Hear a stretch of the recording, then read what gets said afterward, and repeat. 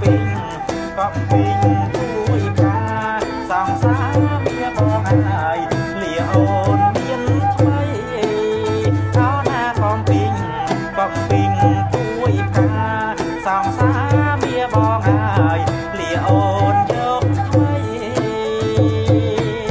មិនឲ្យបងយកមិនដាច់បានសងសាវាបងហើយបើអូនមានថ្មីអើយមិនឲ្យបងយកមិនដាច់បានសងសាវាបងហើយបើអូនមានថ្មីអើយអូនលីអូនយកថ្មី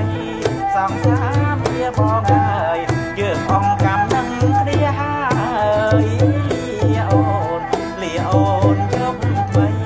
សងសាវាបងហើយអង្គកម្មនឹងគ្នាហើយ